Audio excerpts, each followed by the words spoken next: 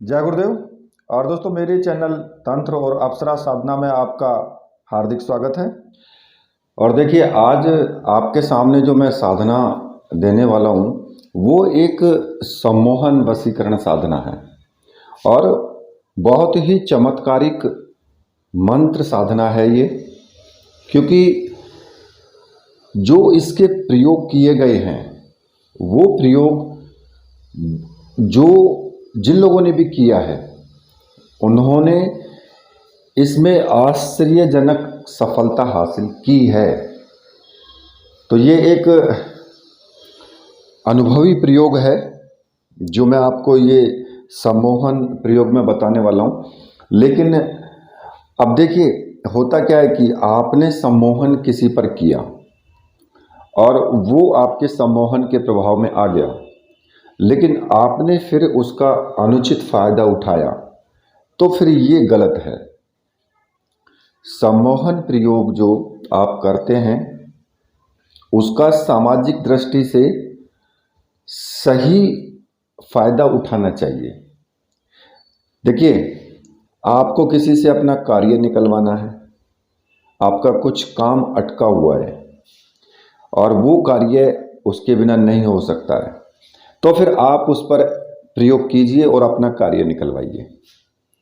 या फिर आपकी पत्नी है, आपकी पत्नी आपकी बातें नहीं मानती है, नहीं सुनती है, या फिर आपका पति है जो आपकी बातें नहीं मानता है, वो नहीं सुनता है, तो उस पर आप ये प्रयोग कर सकते हैं। या फिर कोई भी प्रेमी है, प्रेमिका है, अगर आप शादी करना चाहते हैं उससे, तो आप उस स्थिति में ये प्रयोग उस पर भी कर सकते हैं और उसका लाभ आपको मिलेगा ही मिलेगा।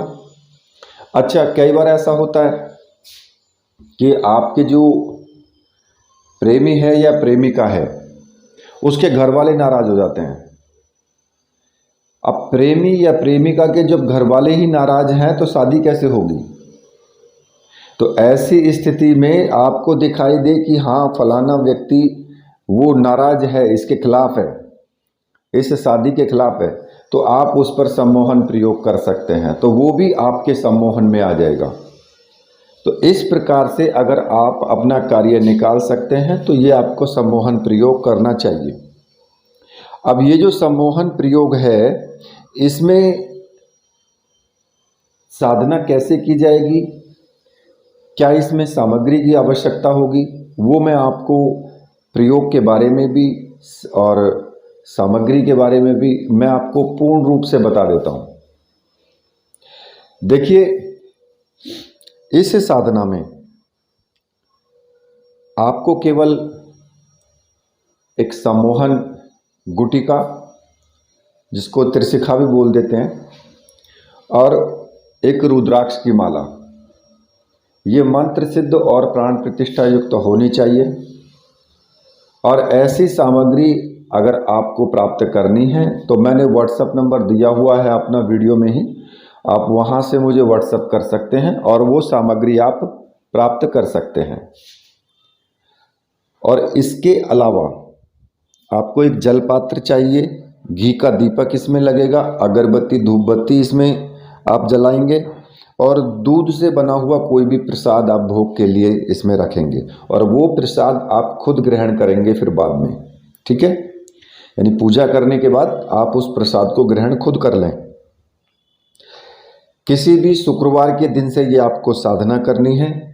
रात्रि के किसी भी समय आप इस साधना को शुरू कर सकते हैं। लाल रंग का सूती आपका आसन होना चाहिए, लाल रंग के आपके कपड़े होने चाहिए। उत्तर दिशा की तरफ मुख करके आप बैठेंगे और 11,000 की संख्या में इसका आपको जाप करना है।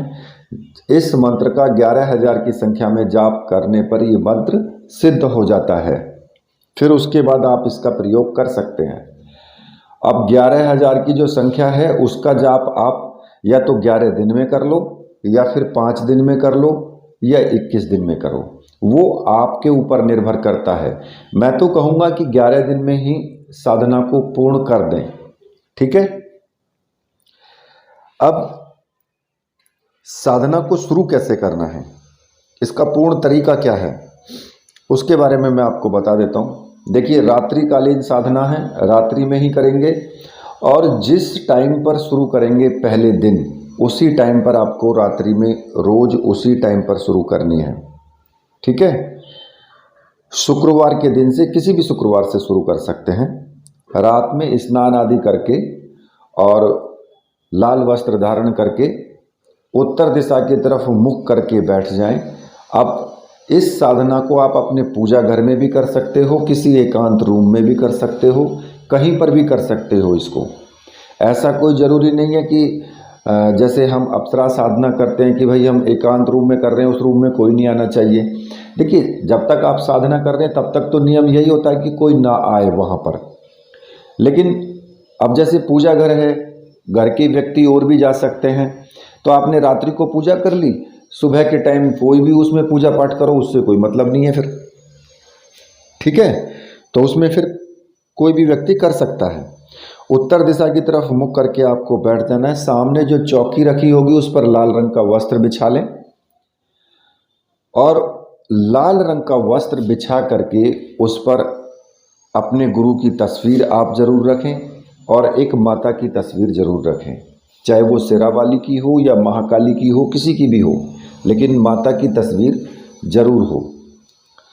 और सामने ही जो एक पात्र रख लें, कोई भी स्टील की प्लेट रख लें या फिर तांबे की या फिर किसी भी उसकी हो प्लेट हो, तो उस प्लेट को रख लें और एक घी का दीपक आप जला दें। सुगंधित धूप अगरबत्ती जो भी आपके पास है वो आप जला दें। कुछ पुष्प ले लें, चावल भी ले सकते हैं, जल का पात्र पास में ही रख दें। ठीक है, भर करके। अब सबसे पहले आपको क्या करना है, अपने गुरु का पूजन करना है। सबसे पहले आपको अपने गुरु का पूजन करना है।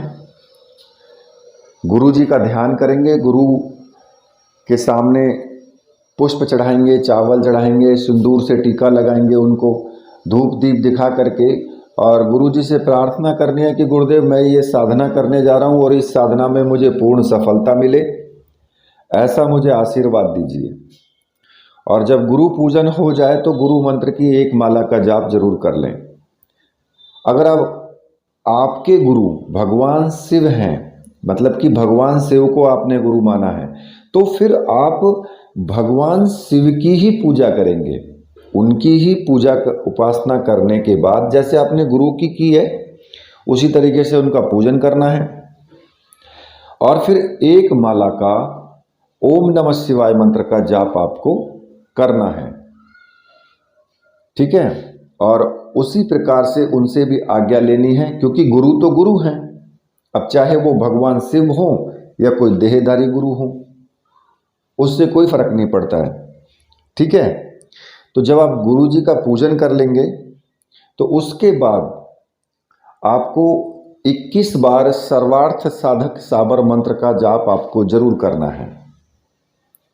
ठीक है, क्योंकि ये एक साबर मंत्र है और जब किसी साबर मंत्र को सिद्ध किया जाता है तो 21 बार, कम से कम 21 बार सर्वार्थ साधक साबर मंत्र का जाप अगर आप कर लेते हैं तो मंत्र सरलता से सिद्ध हो जाता है। मंत्र की साधना करते टाइम किसी भी प्रकार का कोई विघ्न नहीं आता, इसमें कोई परेशानी नहीं होती है अगर आप 21 बार।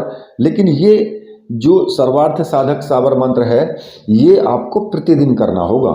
जैसे साधना शुरू करोगे रोज, क्योंकि 11 दिन तक साधना करनी है, तो 11 दिन तक आप रोज आपको गुरु मंत्र करने के बाद, गुरु जी का पूजन करने के बाद और 21 बार इस सर्वार्थ साधक साबर मंत्र का जाप आपको जरूर करना है और ये प्रतिदिन ही करना है।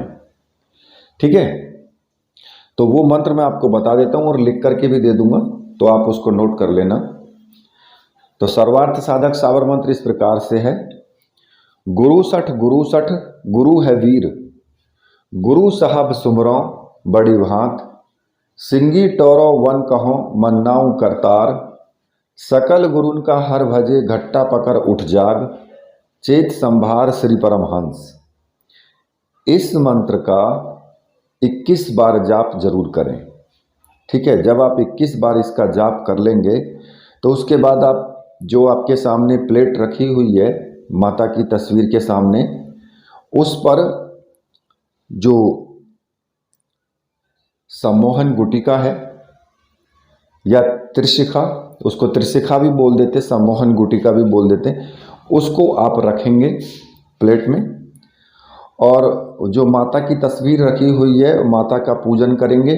सबसे पहले धूप दीप दिखाएंगे, प्रसाद चढ़ाएंगे और टीका लगाएंगे, सिंदूर का पुष्प वगैरह चावल वगैरह चढ़ा करके माता की पूजा करके माता का ध्यान करके, और उसके बाद फिर आपको कि जो स्टील की प्लेट है उसमें केसर से या फिर कुमकुम से, जो भी आपके पास है, उससे घोल करके पानी में, और एक प्लेट में ही आपको उसमें यंत्र बनाना है।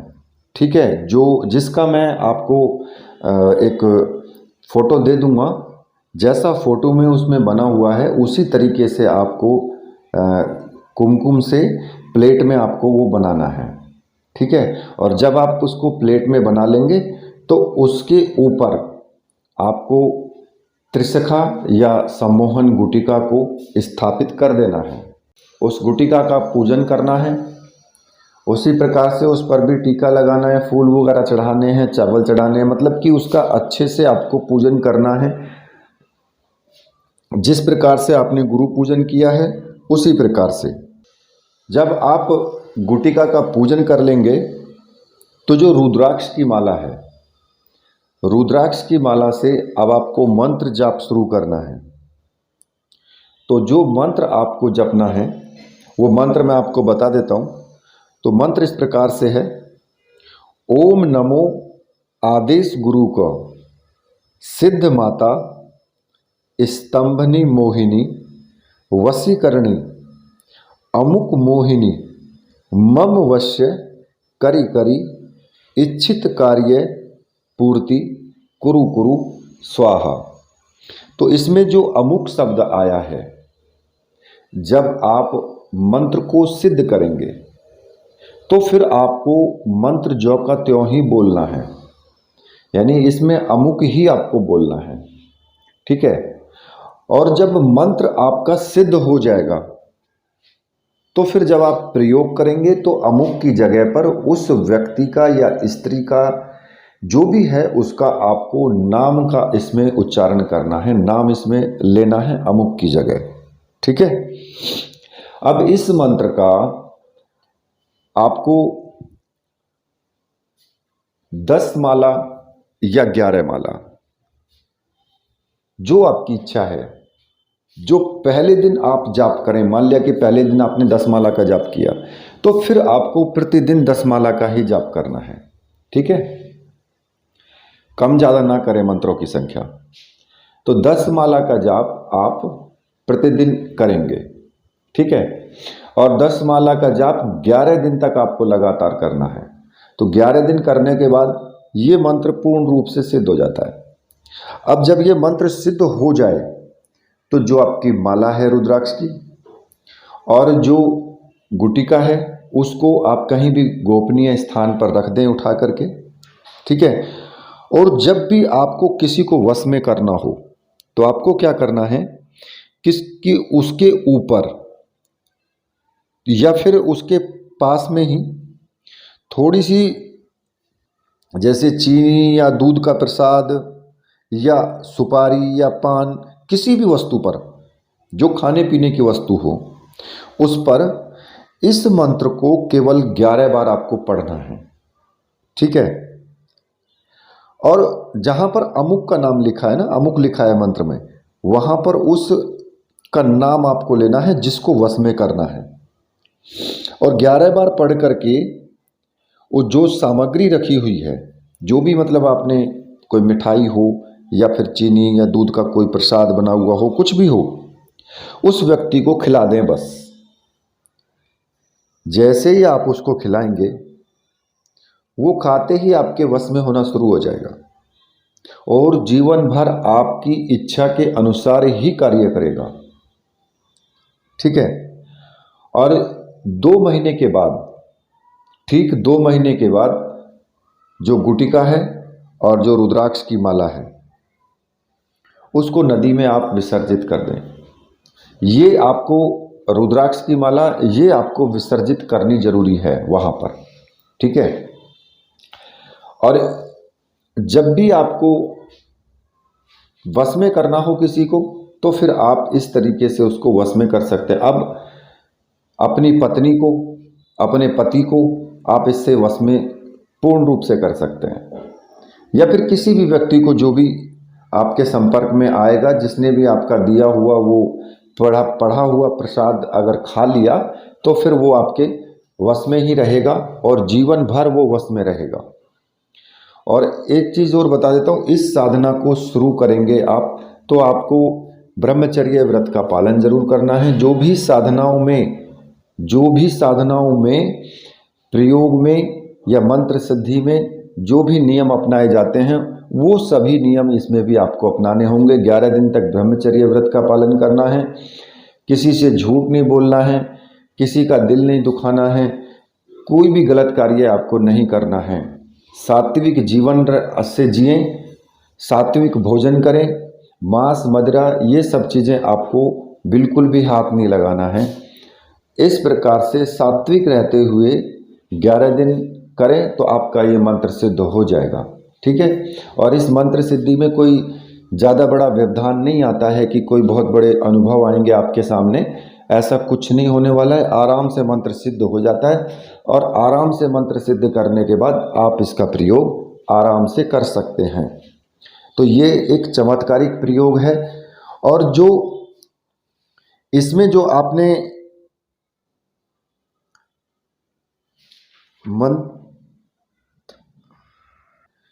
इसी के साथ आप मेरे साथ बोलिए, बोलिए वीर बजरंगबली हनुमान जी महाराज की जय, बोलिए मेरे परमहंस गुरुदेव की जय।